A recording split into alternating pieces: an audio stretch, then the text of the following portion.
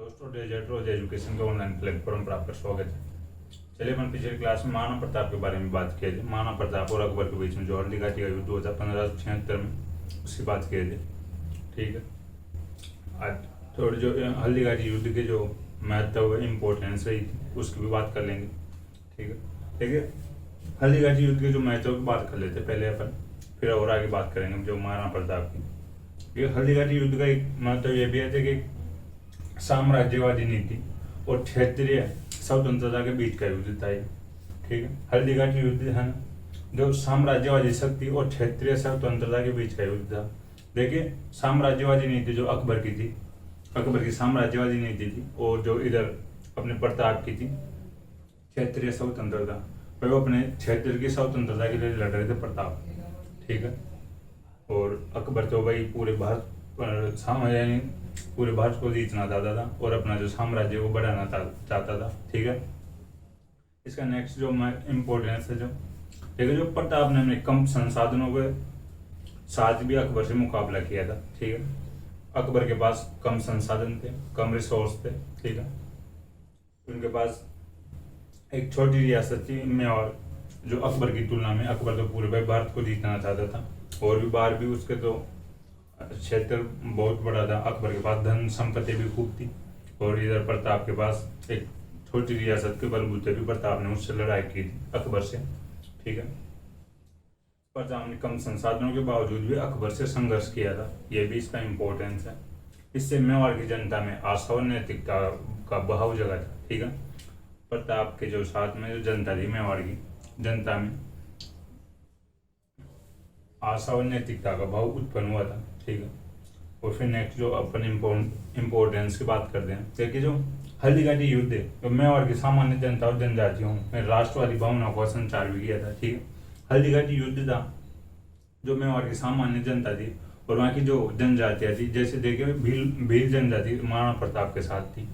तो देखिए इससे ये पता लगता है कि जो महाराणा प्रताप ने, यानी जो आज अपन असमानता अपने समाज में कुराई यानी कुरीति है, तो वो देखिए उस टाइम जो महाराणा प्रताप के बारे में अगर देखा जाए तो देखिए वो इन जनजातियों को भी साथ लेकर चलने वाले थे। ठीक है, भीलों की सेना महाराणा प्रताप के साथ देती है हल्दी घाटी युद्ध में। तो इस प्रकार से सामान्य जनता और जो वहाँ की जनजातियाँ थी मेवाड़ की, वो भी जो महाराणा प्रताप के साथ में थी। राष्ट्रवादी भावनाओं का संचार उत्पन्न किया था जो महाराणा प्रताप ने उनमें। देखिए जो राष्ट्रवादी जो भावना है, जो महाराणा प्रताप के अगर ढंग से देखा जाए तो उस टाइम की भी भाई कुछ जो आज जो मॉडर्न हिस्ट्री में देखा जाए, जो राष्ट्रवादी जो नेता हुए थे इतिहास में, वो भी महाराणा प्रताप को याद करते हैं। ठीक है, इन्हीं राष्ट्रवादी भावनाओं के कारण से। देखिए जो हल्दी घाटी आज भी राष्ट्रवादियों के लिए जो प्रेरणा का स्रोत है। ठीक है, हल्दी घाटी का युद्ध आज भी जो राष्ट्रवादी नेता होते हैं, ठीक है, वो महाराणा प्रताप के जो कदमों के अनुसार ही चलते हैं। ठीक है, महाराणा प्रताप के जो उन उस टाइम के विचारों को अपने जो विचारों में शामिल कर दें। ठीक है, इस प्रकार से अपन इसका इम्पोर्टेंस देख सकते हैं। मेंस के जो एग्जाम होते हैं उनमें पूछे जाते हैं भाई, ठीक है, हल्दी घाटी युद्ध का जो महत्व बताइए। ठीक है, जैसे ऑब्जेक्टिव जो एग्जाम्स होते हैं उनमें तो शायद जो हल्दी घाटी युद्ध का महत्व नहीं पूछा जाएगा इतना, भाई ये मेंस के एग्जाम्स के लिए इम्पोर्टेंट है। ठीक है, तो देखिए प्रताप की सांस्कृतिक उपलब्धियों के बारे में भी देखेंगे भी, लेकिन थोड़ी बात कर लेते हैं पहले जो हल्दी घाटी युद्ध से बाद में, यानी द्वेर का युद्ध भी हुआ था, और इससे पहले जो कुंभलगढ़ पर 3 आक्रमण किए गए थे उनकी अपन कल बात कर लेते, लेकिन फिर थोड़ी बात बता देता हूँ। देखिए जो 3 बार आक्रमण हुए थे कुंभलगढ़ पर, जो 1577, 78 और 1579 में। ठीक है, ये जो आक्रमण किए थे मुगल सेनापति शाहबाज खान ने आक्रमण किए थे। ठीक है, लेकिन मुगल सेनापति जो फाइनली कब्जा तो ढंग से नहीं कर पाया था, लेकिन 1578 में एक बार कुंभलगढ़ को जीत लिया था। ठीक है, 1578 में एक बार कुंभलगढ़ पर कब्जा कर लिया था कुछ दिनों के लिए। तो प्रताप ने देखिए कुछ दिनों के लिए जो आवरगढ़ को राजधानी बनाई थी अपनी। ठीक है, आवरगढ़ को अस्थायी राजधानी बनाई थी प्रताप ने। 3 अप्रैल 1578 वो शाहबाज खान ने यानी कुंभलगढ़ पर अधिकार कर लिया था। और इसके बाद में जो महाराणा प्रताप ने कुछ दिनों के लिए आवरगढ़ को अपनी अस्थायी राजधानी बनाई थी। देखिए, आवरगढ़ को अपनी अस्थायी राजधानी बनाकर अपने ससुराल ईडर की तरफ जा रहे थे भाई, संपत्ति जुटाने के लिए प्रताप। तो चूल्हे एक जगह पर थे रास्ते में, तो वहां पर प्रताप को एक व्यक्ति मिले थे जो भामाशाह, ठीक है, भामाशाह और ताराचंद दोनों भाई थे। तो भामाशाह ने जो प्रताप को पूछ लिया कि भाई आज इधर किधर, तो प्रताप ने बताया कि भाई ऐसे ऐसे संपत्ति के लिए यानी धन इकट्ठा करने के लिए जा रहा हूँ, इधर जा रहा हूँ। इधर में जो प्रताप का ससुराल था। तो भामाशाह ने कहा कि भाई चलो वहाँ पे जाने की कोई आवश्यकता नहीं है, मैं करता हूँ संपत्ति की व्यवस्था, धन की व्यवस्था मैं करता हूँ। तो देखिए, जो भामाशाह ने प्रताप को नगद 25 लाख रुपए के लगभग पैसे दिए थे और 20 लाख रुपए के जो सोने के गहने जो ज्वेलरी होती है वो ला कर दिए थे, ठीक है, अपनी पूरी संपत्ति बेचकर। और प्रताप की सहायता की थी भामाशाह ने, ठीक है। बहुत आज भी भामाशाह का नाम याद किया जाता है, ठीक है। कहीं पर भी अगर सरकारी स्कूलों में सरकारी जो जगहों पर जो धन देते हैं, चंदा देते हैं, उनको भामाशाही कहा जाता है, ठीक है। देखिए, भामाशाह इतने फेमस हो गए थे जो प्रताप की हेल्प की थी। भामाशाह के जो भाई थे ताराचंद, इन दोनों भाइयों ने प्रताप की खूब हेल्प की थी, ठीक है। 25 लाख रुपए के लगभग उन्होंने कैश दिया था और जो 20 लाख रुपए के आसपास ज्वेलरी दी थी जो भामाशाह और ताराचंद ने, ठीक है। फिर इसके बाद में अपन देखें, थोड़ी सी बात कर लेते हैं जो ये शेरपुर घटना की। देखिए, शेरपुर घटना 1580 की बात है।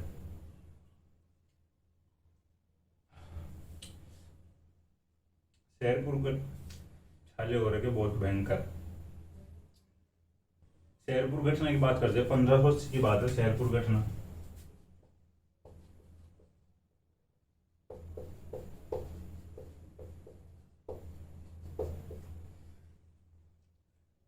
देखिए, जो अकबर ने अपने जो सेनापति थे अब्दुल रहीम खान, उनको एक बार जो मेवाड़ पर आक्रमण के लिए भेजा, अब एक बार रहीम जी आप जाओ मेवाड़ पर आक्रमण करने, ठीक है। अब्दुल रहीम खाने का नाम था उनका।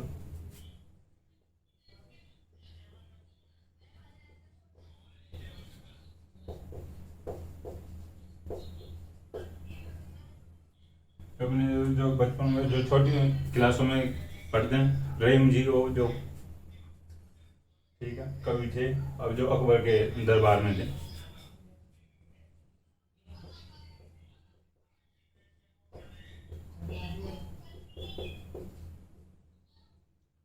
1580 के आसपास, 1580 में अब्दुल रहीम खाने खाना मेवाड़ पर आक्रमण के लिए आते हैं और अपना डेरा डाल देते हैं साइड में।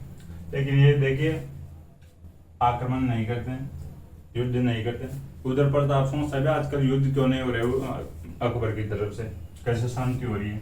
तो किसी ने बताया कि वो अब्दुल रहीम जी आए हुए हैं और वो डेरा डाल रखे, लेकिन वो युद्ध करते नहीं, ये भाई शिकार कर जाते इधर से और वापस अपने डेरे में आके बैठ जाते, ठीक है। इधर ये अमर सिंह था, प्रताप का बेटा था,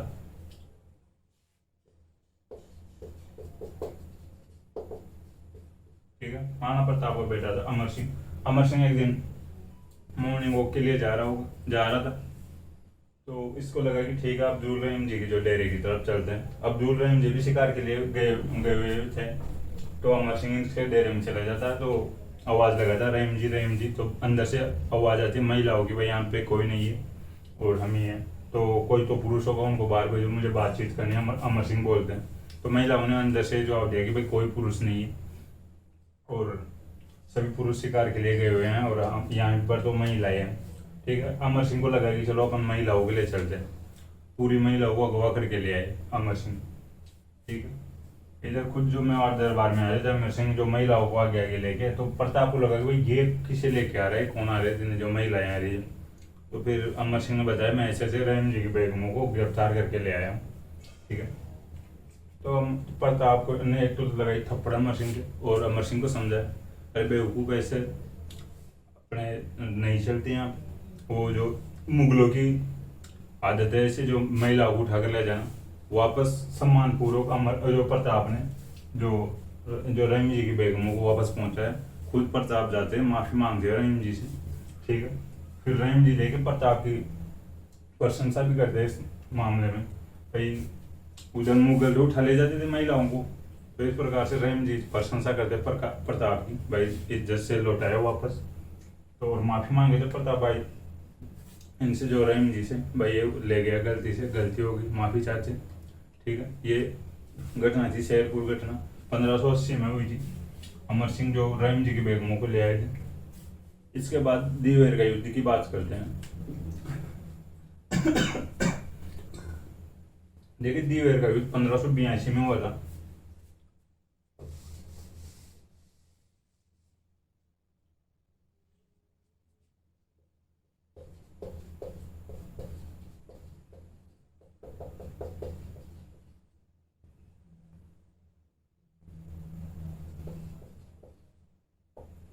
ठीक है, देखिए अकबर का जो एक सेनापति था सुल्तान खान को भेजा, फिर रहीम जी को जो वापस बुला लिया, प्रताप भाई आपसे नहीं संभल ले जाएगी, जो अकबर प्रताप पर आप नहीं कर सकते हो, आकर युद्ध नहीं कर सकते हो प्रताप से, आप लोग वापस आ जाओ।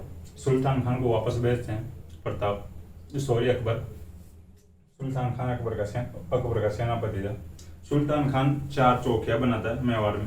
ठीक है, एक देवल नामक चौकी बनाता है, एक देवारी बनाता है, देवल ठीक है डूंगरपुर में एक चौकी बनाता है सुल्तान खान, और एक देवारी उदयपुर में चौकी बनाता है, और एक जो देवसुरी में बनाता है पाली में, एक चौकी देवसुरी में बनाता है, और एक दिवेर में बनाता है, दिवेर राजसमंद में। ठीक है, ये मुख्य चौकी थी सुल्तान खान की, दिवेर। भाई यहाँ से चारों तरफ से चौकियां बनाकर प्रताप को घेर के मारेंगे और युद्ध करेंगे। ठीक है, तो ठीक है, ये युद्ध होता 1582 में युद्ध होता है।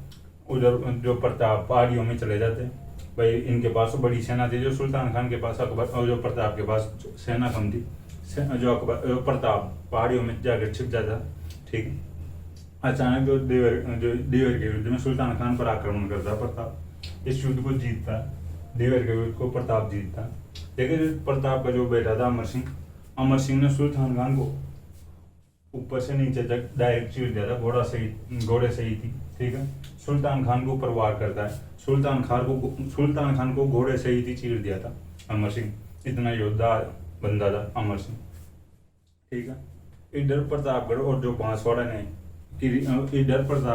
जो बांसवाड़ा रियासतों ने इस युद्ध में, दिवेर के युद्ध में प्रताप का साथ दिया था। ठीक है, इधर प्रतापगढ़ और बांसवाड़ा रियासतों ने प्रताप का साथ दिया था दिवेर के युद्ध में। दिवेर के युद्ध को कर्नल जेम्स टोड ने, जो मेवाड़ का मैराथन का है।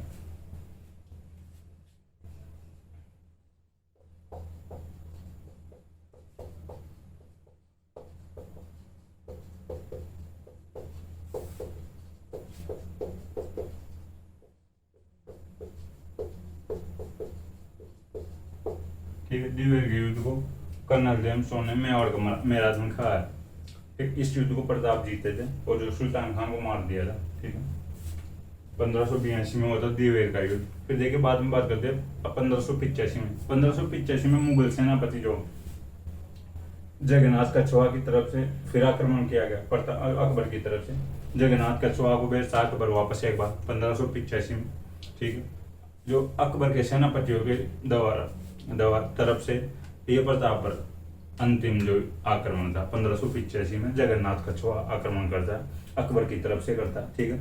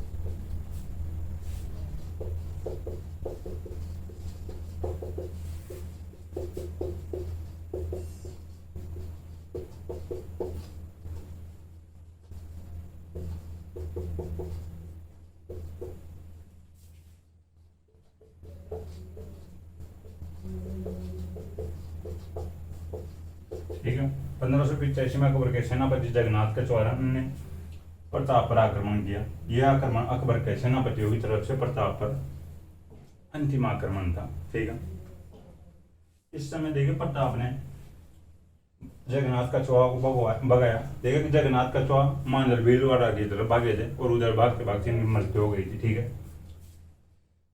फिर गुस्से गुस्से में प्रताप ने आमेर के जो आमेर का एरिया आता है, टोंक भी उस समय आमेर में आता था, तो वहां तक आकर आमेर के एरिया पे कुछ क्षेत्रों पे अधिकार कर लिया था, कब्जा कर लिया था प्रताप ने। ठीक है, जो जो प्रताप ने जो मालपुरा पर अधिकार कर लिया था। ठीक है, प्रताप ने मालपुरा पर अधिकार कर लिया था और वहां पर मालपुरा में नीलकंठ महादेव मंदिर का निर्माण करवा था। नीलकंठ महादेव का निर्माण करवा था। ठीक है, महादेव जी का मंदिर है, शिव जी का मंदिर था, नीलकंठ महादेव मंदिर, उसका निर्माण करवा था प्रताप, और एक झालरा नामक तालाब का निर्माण करवा था। ठीक है, इनकी सांस्कृतिक और जो इनके निर्माण कार्यों में आ जाती है भाई। अब जो प्रताप नीलकंठ महादेव मंदिर का निर्माण करवाता है और झालरा तालाब का निर्माण करवाता है। ठीक है, मैं आपको बता दिया था अमर सिंह जो सुल्तान खान को दिवेर के युद्ध में घोड़े से ही चीर देता है। ठीक, आप इसकी स्क्रीनशॉट ले सकते हो।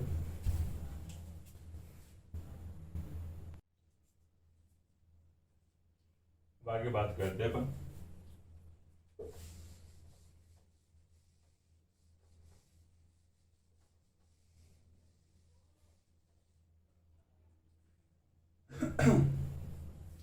देखिए जो हल्दी घाटी को जो मेवाड़ की थर्मोपल्ली और जो दिवेर के युद्ध को मेवाड़ का मैराथन कहा जाता है, इसकी भी अपन थोड़ी बात कर लेते हैं। देखिए जो मेवाड़ का मैराथन की बात करते हैं पहले, जो मैराथन के युद्ध की। देखिए जो मैराथन का मैदान है यूनान में। ठीक है, मैराथन का मैदान यूनान में। देखो मैं बात बता देता हूँ, लिखने से कोई मतलब नहीं, आप भी लिखो तो ठीक है, वरना एक अदर जानकारी है भाई क्यों कहते हैं इनको। तो मैराथन का मैदान है यूनान में है। देखिए जो ईरान का राजा था उस समय, ईरान को यानी अब फारस बोलते थे उस समय ईरान को। जो वहाँ का जो राजा था डेरियस था, जिसको अपन दारा बोलते हैं आज। ठीक है, डेरियस को दारा बोलते हैं आज। जो 490 बीसी में यूनान पर हमला कर रहा है। ठीक है, यूनान को जो आज ग्रीस बोलते हैं। ठीक है, ग्रीस पर यूनान पर हमला करता है जो दारा 490 बीसी में। ठीक है, तो ग्रीस के जो राज्य थे तो एथेंस और स्पार्टा। ठीक है, एथेंस और स्पार्टा राज्य थे।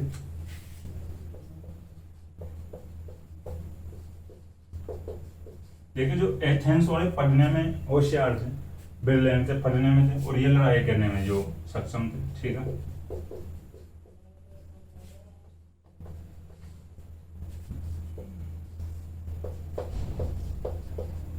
ठीक है, एथेंस वाले पढ़ने में आगे थे और स्पार्टा वाले लड़ाई करने में आगे थे। तो देखिए इनका जो मुख्य, देखिए जो इस अपने जो मुख्य फिलोसोफर हुए हैं जैसे सुकरात, प्लेटो, अरस्तु एथेंस के ये। ठीक है, जो एथेंस के थे सुकरात, जो अरस्तु, प्लेटो एथेंस के थे। तो एथेंस वाले लड़ाई करने की सोचे भाई इनसे युद्ध कर दें, भाई दारा से युद्ध करने की प्लानिंग कर दें। एथेंस वालों ने फिसिपीडियस जो एक बंदा था उनके पास, एथेंस वालों के पास, उसको स्पार्टा वालों के पास भेजा कि भाई स्पार्टा वालों को बोल के आ कि भाई अपन उधर दारा से युद्ध करेंगे और आप हमारा अपना यानी अपन साथ साथ लड़ाई करेंगे। तो फिसिपीडियस जाता है। ठीक है,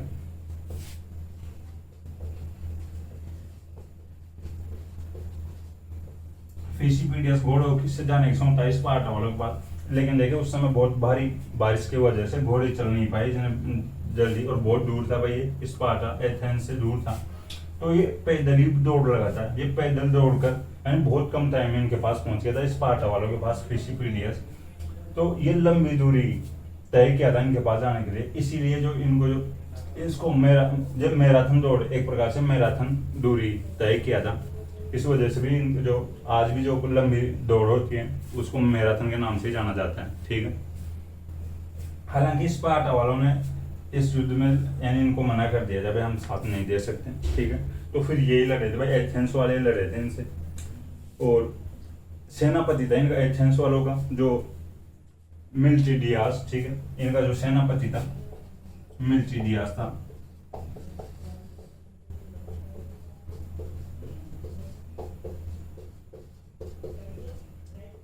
लेकिन मिल्टिडियास ने खुद के दम पर और एथेंस की सेना के दम पर जो दारा हो रहा था, ठीक है, जो डेरियस या दारा हो रहा है इन्होंने, ठीक है, ये इतनी बात समझ में आ गई होगी। इस प्रकार से जो भी अब आज भी अगर लंबी दौड़े होती है उनको देख के भाई मैराथन दौड़ कहते हैं। फिर इसके बाद में अपन बात करते हैं जो थर्मोपल्ली की, जो मेवाड़ की थर्मोपल्ली की कहते हैं, जो हल्दीघाटी युद्ध को, ठीक है, जो 480 BC में, यानी इस जो यह युद्ध हुआ था, जो मैराथन का युद्ध हुआ था, इसके 10 साल बाद में जो 480 BC में डेरियस या दारा का बेटा था जरक्सीज ने इस युद्ध का, जो मैराथन के युद्ध का बदला लेने के लिए थर्मोपल्ली स्थान पर हमला किया, ठीक है, ये वापस इनके ऊपर जो हमला किया, यूनान पर हमला किया, ठीक है, जरक्सीज ने, ये डेरियस का बेटा था जरक्सीज, 480 BC में वापस हमला करता है।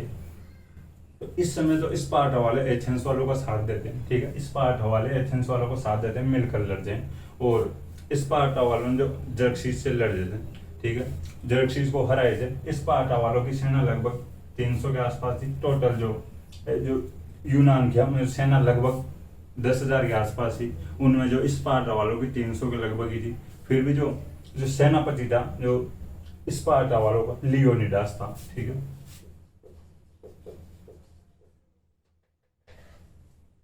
ठीक है, अब ये युद्ध की बात करें अपन, थर्मोपल्ली।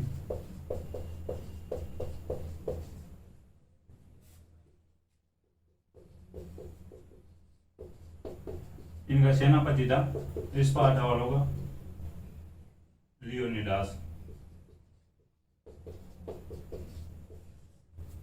लगभग 300 की सेना थी और टोटल जो इनकी सेना थी यूनान वालों की 10,000 थी। लेकिन तो इस प्रकार से इसको थर्मोपल्ली का युद्ध कहा जाता है। इधर भाई इसमें हराया था इन्होंने, जो कम सेना के बलबूते हराया था जो जरक्सीज को। तो इधर जो प्रताप भी अपने कम सेना के बलबूते उधर अकबर की जो सेना वो हराया था। हल्दीघाटी में भी भाई कम सेना के आधार पर ही हराया था, ठीक है। तो इस प्रकार इसको जो मेवाड़ की थर्मोपल्ली कहते हैं, जो हल्दीघाटी युद्ध को, और जो दीवर के युद्ध को मेवाड़ का मैराथन कहते हैं। उसी प्रकार से भाई यहाँ पे हराए थे इन्होंने, उस प्रकार से प्रताप ने भी मुगलों को हराया था, ठीक है। इस पर ये याद रख यहाँ पे लिखने कोई ज्यादा आवश्यकता नहीं है।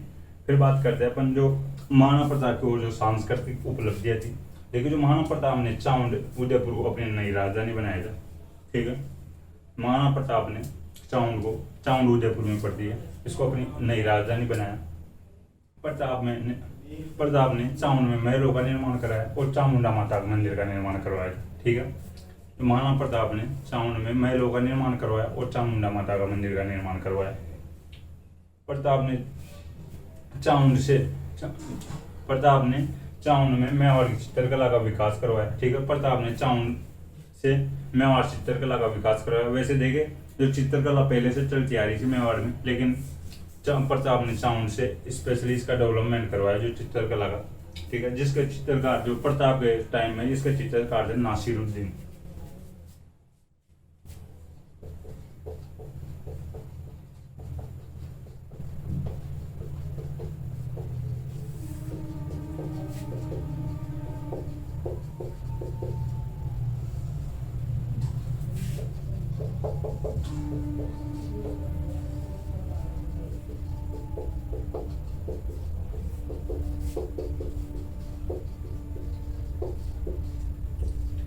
प्रताप ने चाउंड से चित्रकला का विकास करवाया और जो इस चित्रकला के चित्रकार थे नासिरुद्दीन, जो प्रताप के दरबारी थे, ठीक है। फिर आगे बात करते हैं जो प्रताप के दरबारी विद्वान के बारे में। देखिए, प्रताप का एक दरबारी विद्वान था चक्रपाणि मिश्र। इनकी जो पुस्तक है राज्याभिषेक, मुहूर्तमाला है, विश्ववल्लभ है।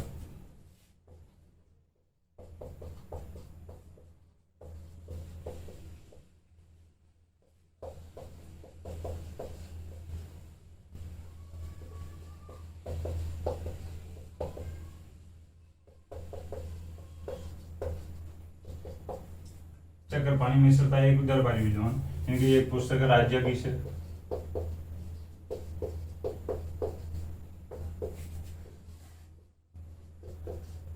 एक पुस्तक मुहूर्तमाला और एक राज्याभिषेक मुहूर्तमाला और एक विश्ववल्लभ है, ठीक है।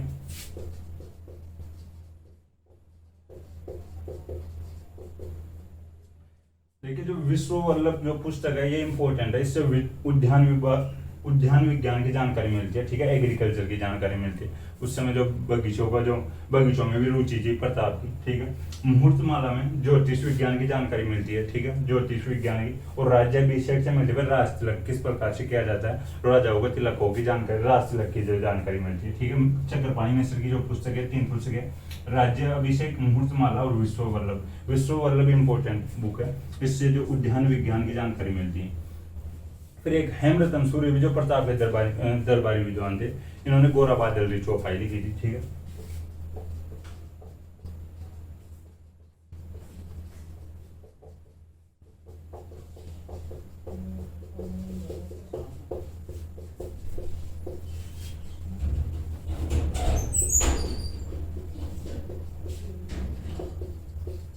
ठीक है, चौपाई का मतलब 4-4 लाइनों वाले जो दोहे होते हैं, ठीक है। चौपाई का मतलब 4-4 लाइनों वाले जो दोहे होते हैं, ठीक है। गोरा और बादल जो मेवाड़ के जो सेनापति थे जो, ठीक है, अपन ने गोरा और बादल की बात की थी, तो प्रताप ने इनके जो लिखवाई गोरा बादल की चौपाई हेमरतन सूरी से लिखवाई। फिर साधुनाथ त्रिवेदी की बात करते हैं। देखिए साधुनाथ त्रिवेदी भी जो प्रताप के दरबारी विद्वान थे। साधुनाथ त्रिवेदी को प्रताप ने मंदिर की जागीर दी थी, ठीक है। साधुनाथ त्रिवेदी को प्रताप ने जो मंदिर की जागीर दी थी।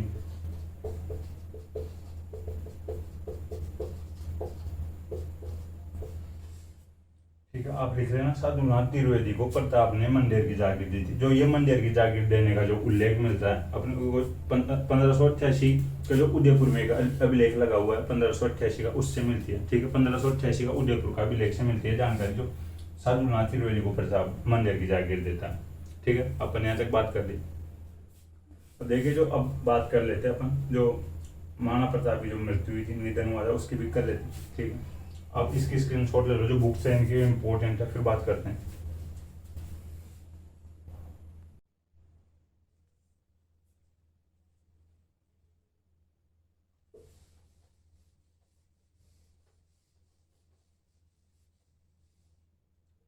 देखिए जो महाराणा प्रताप की मृत्यु हुई थी 19 जनवरी को हुई थी, 19 जनवरी 1597 को।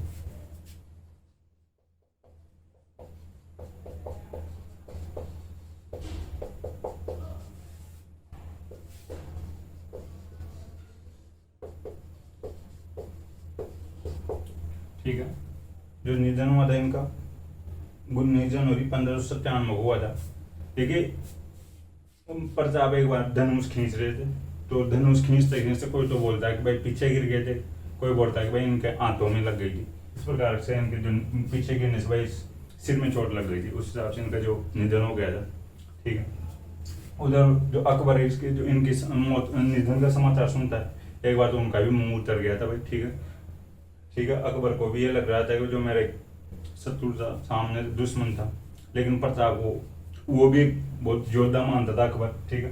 उसका भी मुंह उतर गया था उधर अकबर के दरबार में इनके निधन का जो समाचार पहुंचता है तब, ठीक है। देखिए बांदोली में प्रताप की जो 8 खंभों की छतरी है,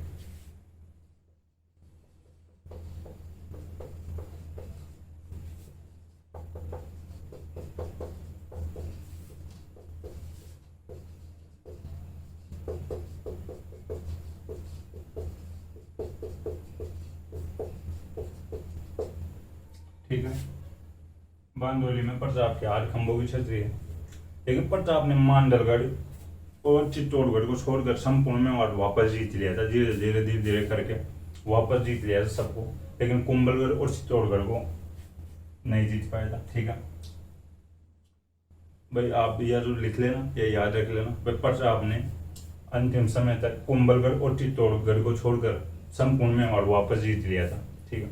अपने हल्दीघाटी युद्ध का जो महत्व जान लिया था पहले, और जो दरबारी विद्वानों के बारे में बात कर ली, ठीक है। प्रताप के दरबारी विद्वान थे। फिर और इनके बाद में जो दिवेर के युद्ध के भी जो अपन बात कर लिए थे, ठीक है। शेरपुर घटना जो 1580 में हुई थी, उसकी बात कर ली अपन।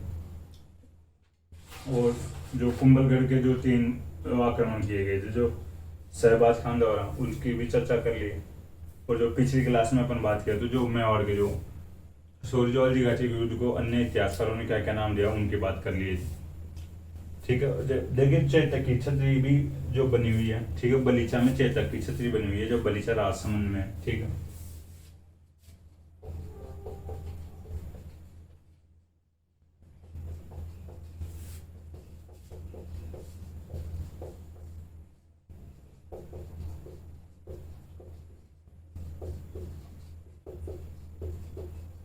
ये भी इम्पोर्टेंट फैक्ट है प्रताप की जो वो चेतक था घोड़ा, इसकी जो छतरी है बलीचा में, बलीचा राजसमंद में, ठीक है। ठीक है, आज भी एक तो स्कूटर का नाम है चेतक, ठीक है, स्कूटर आएगा चेतक नाम से। और जो अपने पुलिस की गाड़ियां चलती है, जो पीसीआर जो गाड़ियां चलती है उनको भी चेतक ही बोलते हैं, ठीक है। चेतक स्कूटर भी आएगा। फिर इससे पहले अपन जो महाराणा प्रताप के जो नॉर्मल जो फैक्ट थे उनके जन्म तारीख थी उनके बारे में बात की थी स्टार्टिंग में। जो जन्म हुआ था 9 मई 1540 को, ठीक है, कुंभलगढ़ के कटारगढ़ में हुआ था। और उनके जो पिता का नाम था उदय सिंह और माता का नाम जयवंता बाई सोनगरा, और जो उनकी पत्नी का नाम अजब पवार था, बचपन का नाम टीका था, ठीक है। अपन महाराणा प्रताप की बात की है यहाँ तक। महाराणा प्रताप का जो टाइम पीरियड था 1572 से 1597 तक लगभग 25 वर्ष रहा था, ठीक है। अपन यहाँ तक महाराणा प्रताप की बात की। अब आगे जो अमर सिंह की बात करेंगे जो नेक्स्ट क्लास में करेंगे।